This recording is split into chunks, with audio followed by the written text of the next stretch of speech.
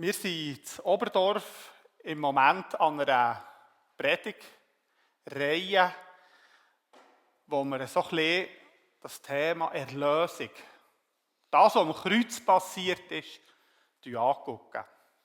Was sicher allen zusammen bekannt ist, wo irgendwo einmal ein paar Wochen, Monate hier im Gottesdienst war, in Kreisen wie wir, in Freikirchen, das ist ganz sicher auf einmal Mal das Thema Schuld. Jesus ist für unsere Schuld gestorben, das ist für jeden klar. Hoffe ich zumindest. Es gibt dann ein paar Themen, wo wir merken, die sind vielleicht für uns ein bisschen ferner. Die tun wir weniger betonen.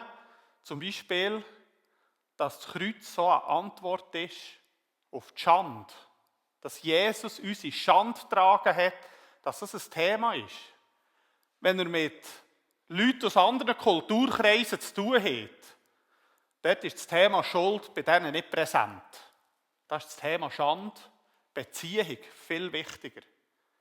Dass das Kreuz mit einem geistlichen Kampf zu tun hat, ist jetzt bei uns vielleicht auch weniger bekannt. Dass es mit Krankheit zu tun hat, dass die Sünde auch viel als Krankheit betitelt wird in der Bibel. Das ist für uns ein Gedanke, den wir nicht gerade zuerst haben. Aber auch, dass das Kreuz eine Antwort hat auf die Sünde als Gefangenschaft. Die Sünde, die uns gefangen hat, ist uns jetzt vielleicht auch weniger bekannt. Und wenn wir jetzt schauen, was die Lösung dahinter ist, das ist eben anstelle von Schuld. Schuld ist ja ein juristischer Begriff. Schuld wird vor dem Gericht behandelt. Wenn ich schnell Auto fahre, dann ist sonnenklar, dann bekomme ich von irgendeiner so einer behördlichen Institution ein Briefchen, das heißt, lieber Herr Wäffler, Sie waren zu schnell gefahren, das kostet so und so viel.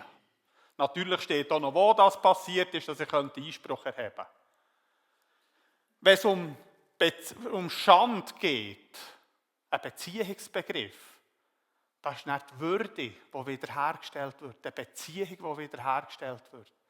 Bei Krieg ist das, was es dann gibt, Frieden, wo Jesus wirkt in uns. In Krankheit ist es wie ein Spital, wo es Heilung gibt, wo wir herkommen, für dass wir heil dürfen werden. Und anstelle von einem Gefängnis ist Freiheit da. Wir können all die Begriffe zusammenfassen, indem wir auf das Kreuz suchen. Bei der ersten Folie würde ich sagen, Sünde. Trennung von Gott, all diese Worte. Und bei der zweiten Folie hier, wenn wir mit drin das Wort herschreiben, Shalom. Frieden. Und das hebräische Shalom ist viel mehr, weder einfach einander ein bisschen Frieden wünschen oder guten Tag wünschen. Oder sagen Frieden im Sinn von Abwesenheit von Krieg. Shalom heisst, das, was zwischen Menschen ist, oder auch zwischen Mensch und Gott, ist nicht mehr da. Es ist eine Harmonie zwischen zwei Parteien. Und diese Harmonie wird durch nichts gestört. Und es ist etwas, das aufbaut, das gut tut. Wir könnten sagen, all die 5 Begriffe sind Inbegriff oder Aspekte von dem Shalom, der entstanden ist. Und heute tun wir es jetzt einen von denen rauspicken. Und das ist der von der Beziehung, von Schande, von der Würde, eben Beziehung Gott versöhnt. Oder hier auch gesehen, das Kreuz, Gott versöhnt. Und vorhin hat es der Wendelin schon ganz gut gesehen.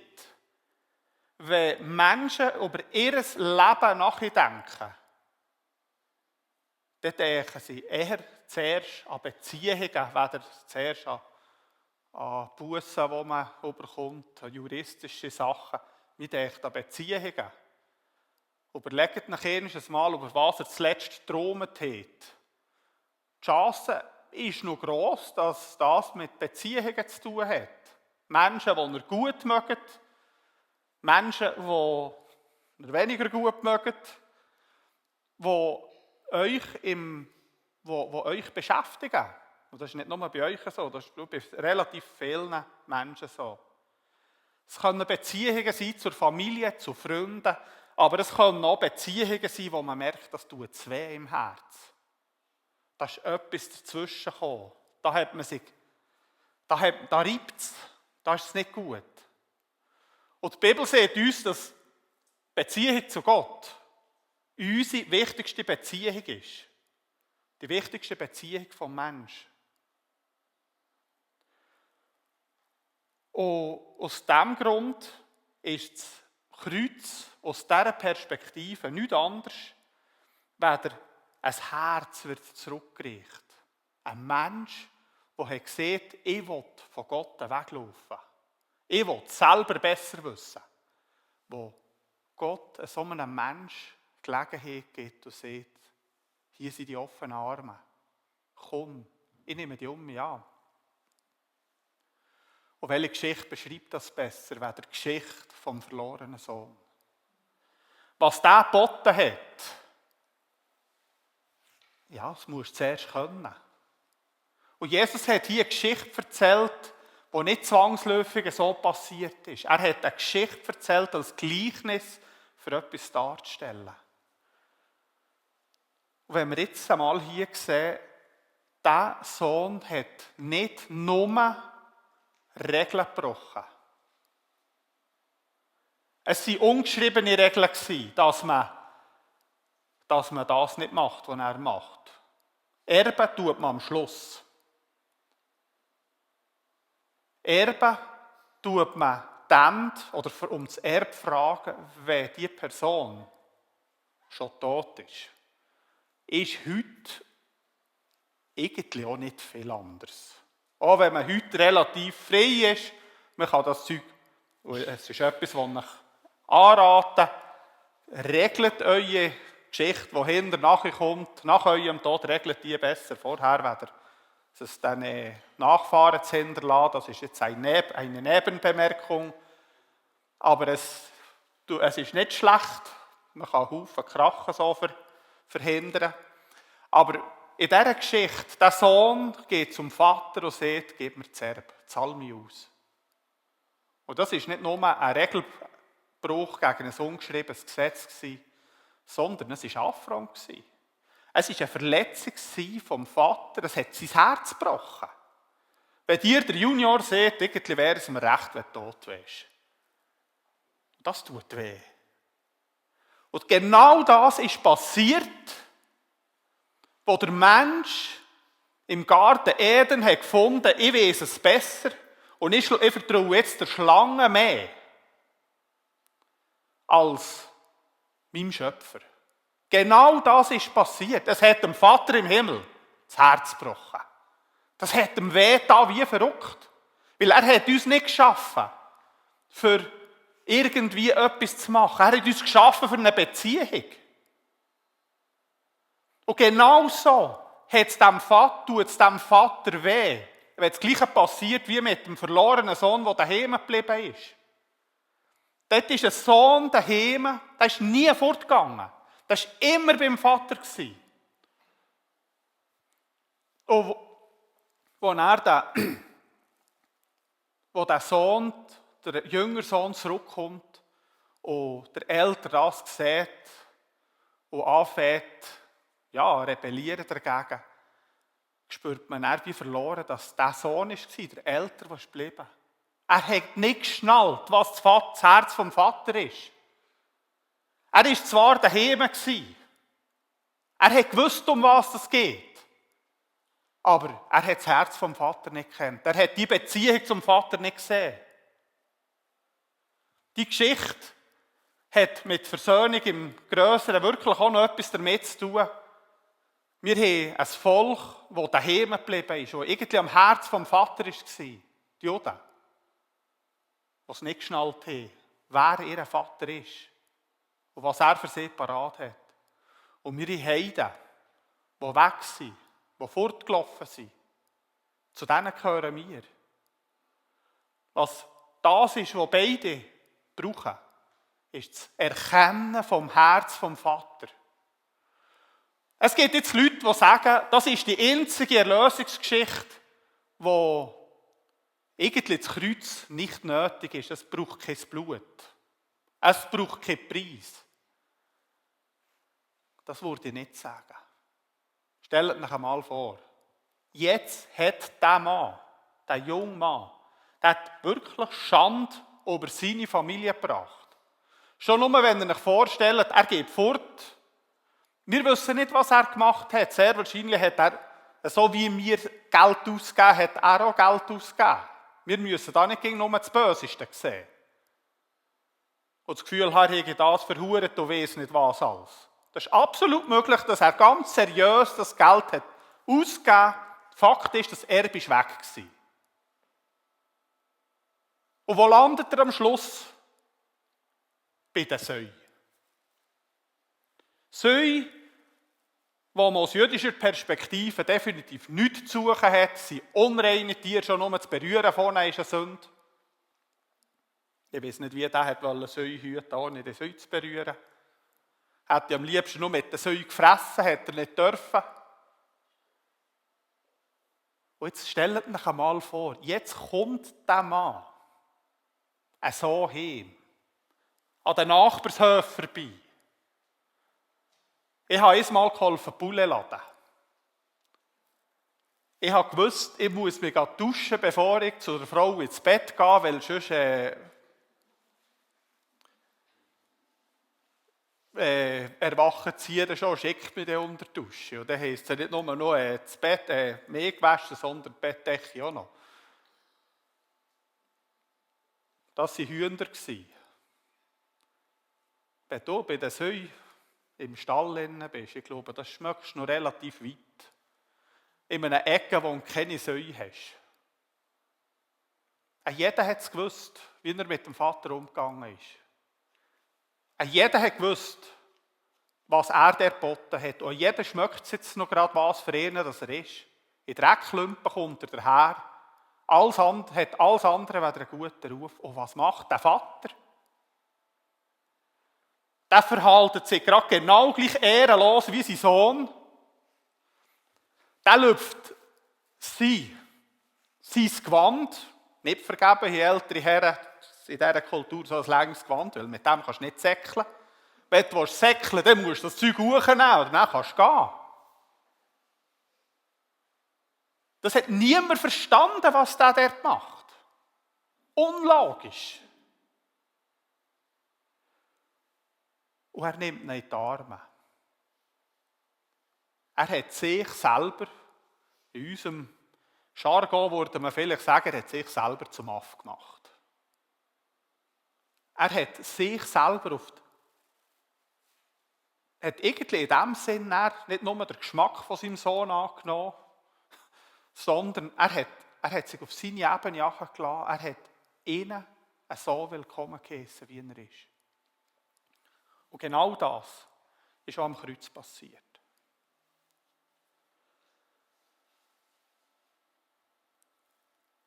Ich möchte jetzt mit einem Text aus 2. Korinther 5, Vers 19 angucken. Denn Gott war in Christus und versöhnte die Welt mit ihm selber und rechnete ihnen ihre Sünden nicht zu und hat unter uns aufgerichtet das Wort der Versöhnung. Zuerst erinnert Paulus hier daran, dass der Herr zu fürchten ist. Weil jeder Mensch, das ist so das Umfeld von diesem Text, weil jeder Mensch wird einiges Mal vor Gott stehen, wird Rechenschaft vor ihm ablegen. Das ist jetzt so mehr der Schuldaspekt, den wir haben. Der juristische Aspekt. Und aus diesem Grund macht es ja Gott auch, es macht keinen Sinn, Gott etwas vorzuspielen. Weil letztlich, wenn man es so nimmt, wenn wir es vor Gott auch nicht vorspielen will, wir müssen es auch nicht vor Mitmenschen, es macht auch dort keinen Sinn. Und für Gott zählt nicht der Schein, sondern die Wahrheit. Aber unsere eigentliche Motivation, wenn wir jetzt zu Jesus kommen, soll nicht Angst sein vor einem Gericht, sondern zu wissen, hier ist ein Gott, der uns liebt, der für uns gestorben ist. Und wir sind eingeladen, den Jesus nachzumachen. ihm zu folgen. Wenn wir diesen Text hier sehen, dann sehen wir, dass Sünde nicht nur ein Gesetzesbruch ist, sondern ein Beziehungsschaden.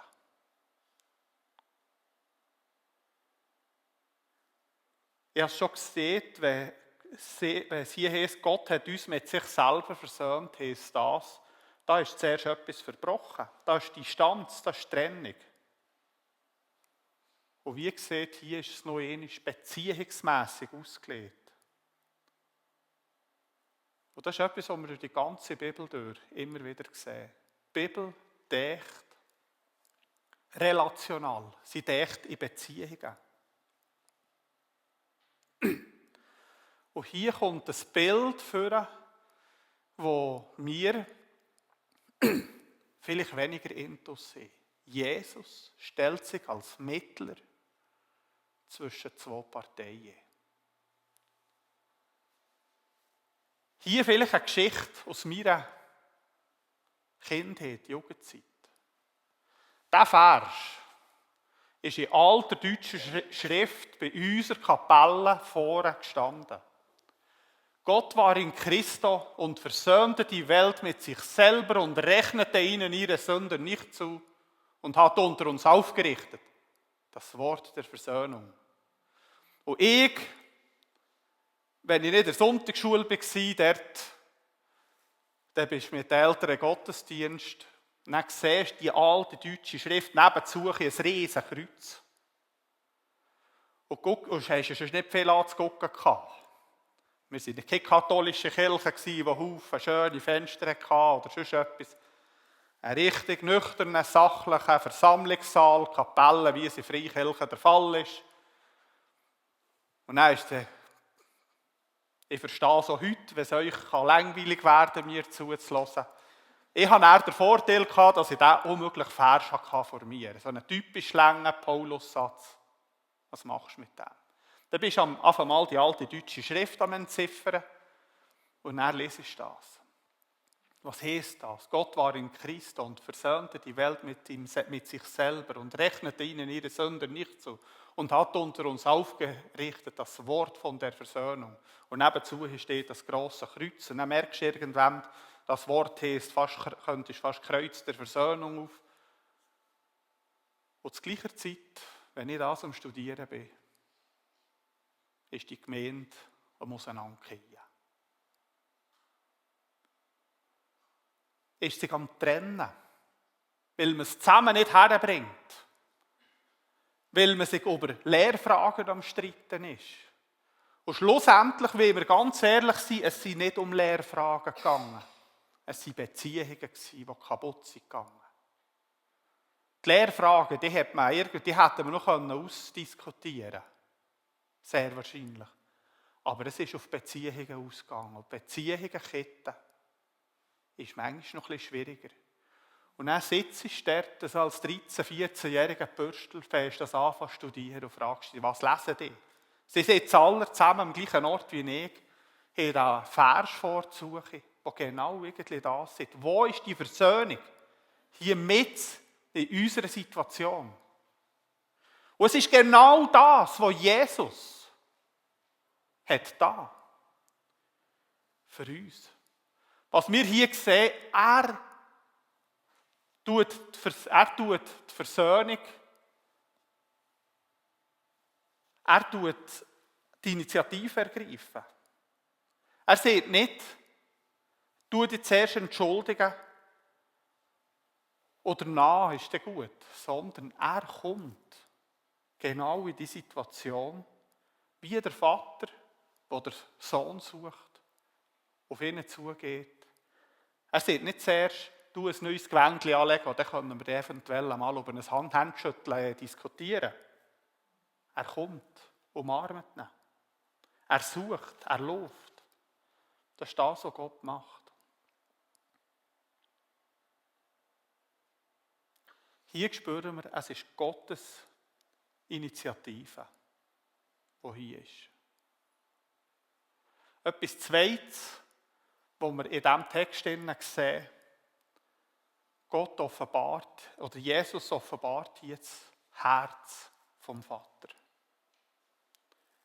Ich weiß nicht, was für ein Bild von Gott das du hast. Und nicht vergeben heisst es in der Bibel, wir sollen uns kein Bild von Gott machen.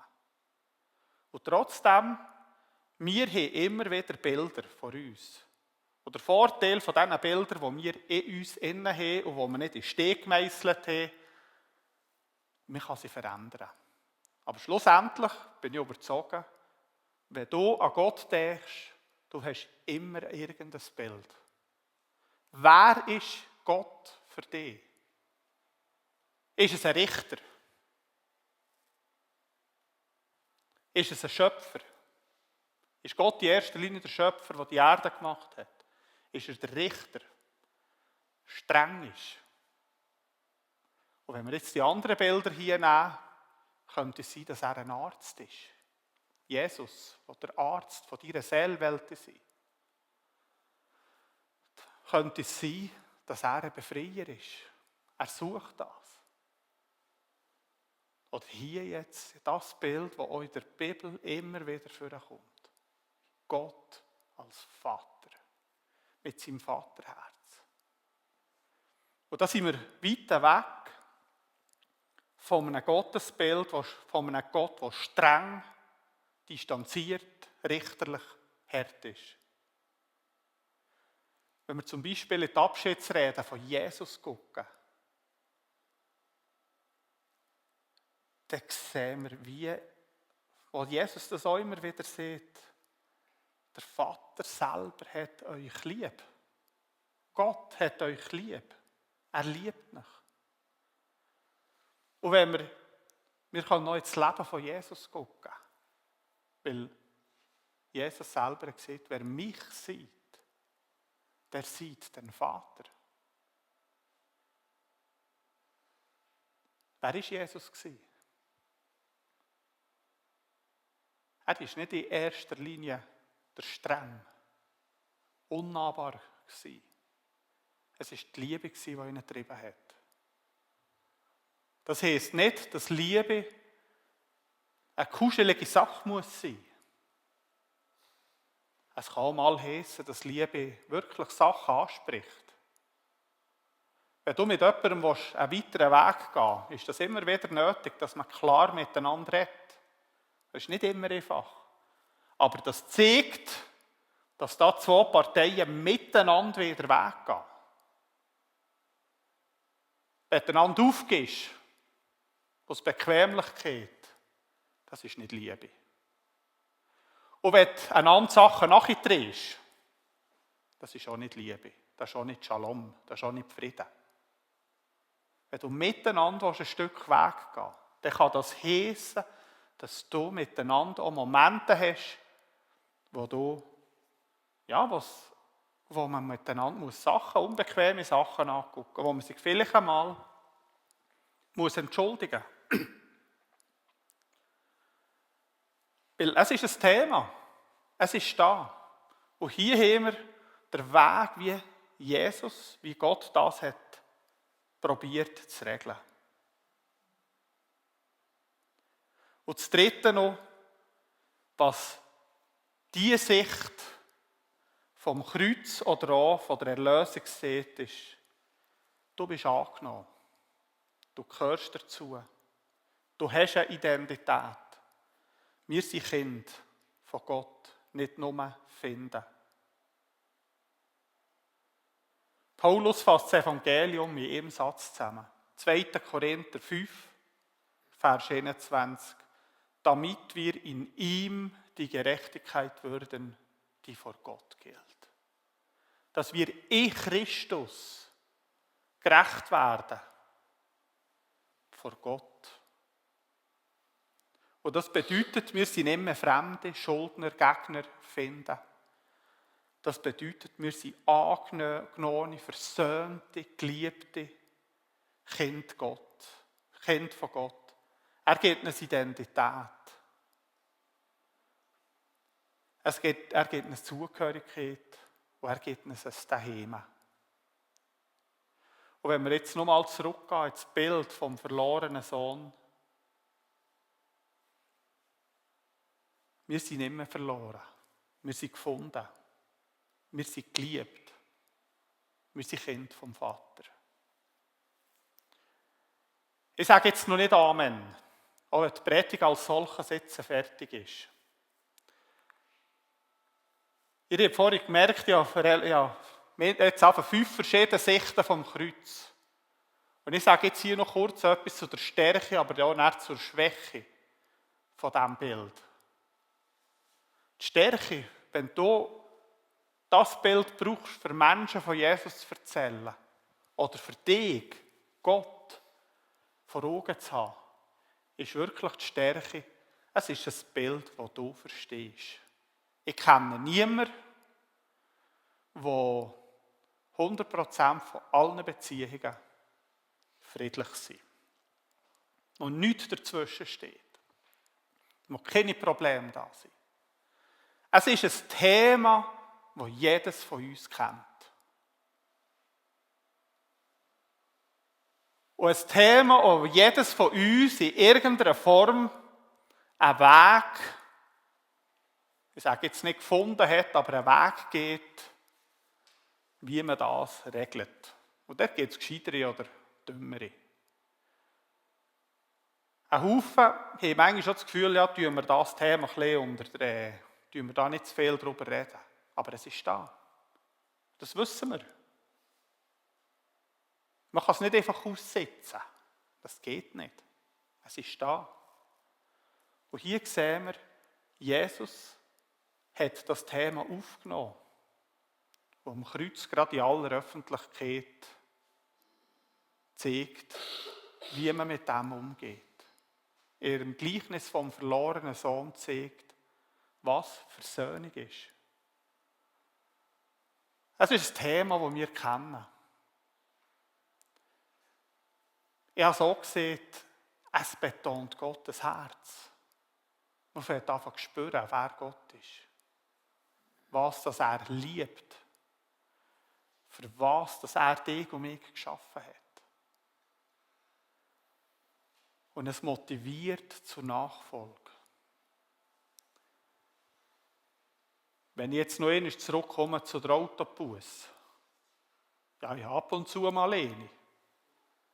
Motiviert mich die Busse, ein bisschen langsamer zu fahren? Jein. Schon Momente. Aber das ist eben der Faktor von der Busse, oder vom Juristischen. In uns ist das klar, die Busse, wenn die gezahlt ist das in Ordnung. Der Fall ist abgeschlossen.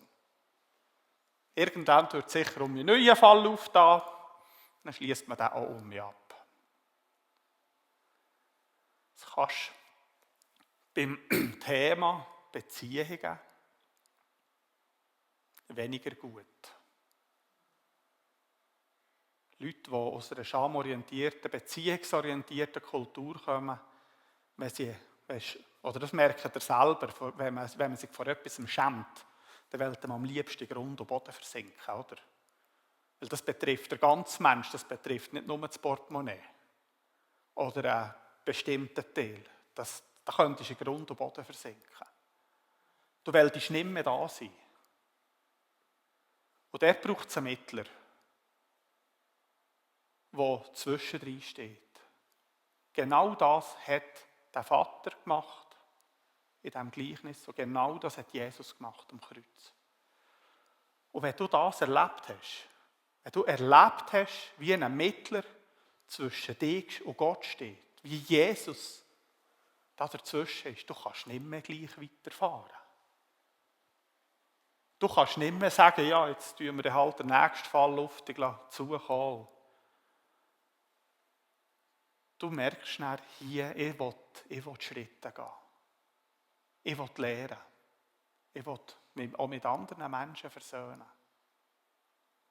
Und das gibt dem Ganzen eine seelsorgerliche Tiefe. Wir fangen auf das Mal an zu merken, was ist meine Identität? Wer bin ich? Oder wo sind Sachen, wo noch Verletzungen sind in mir? Wenn wir nur diese Sicht haben, also ganz einseitig angucken, die Schwächen davon ist wirklich ein Verharmlosen von der Sünde. Es geht ja nur um Beziehung. Hauptsache ist, dass Beziehung gut ist. Und da ist man sehr schnell an dem Punkt, dass man Harmonie auf das Malen so versteht, dass es harmonisch eher so im gleichgültigen Sinn ist. Harmonisch sein, ohne dass das wie aufgeräumt ist. Und das ist schade, wenn das passiert. Ihr habt vorhin gemerkt, ich habe immer wieder auch die juristischen Wörter gebraucht, beschrieben gebraucht, gerecht werden vor Gott. Die Bibel macht es genau so. Es sind zwei Themen, die zusammengehören. Es geht damit auch an Unschärfe vom Kreuz, wenn man die Sünde nicht mehr sieht. Und es schwächt dort die Verantwortung und die Umkehr ab. Und was es auch kann, ist wirklich ein Psychologisieren vom Evangelium werden, wenn man es dann einfach so mehr das Kreuz mehr nur noch therapeutisch sieht. Und das wäre schade. Weil es ist nicht das Ganze. Aber ich sehe, hier haben wir so eine wertvolle Perle, die so richtig gut tut und die wichtig ist, wo wir vorne sind. Auch wenn es nebenzuche noch mindestens 4 andere von diesen Perlen hat, heute habe ich die vorgestellt.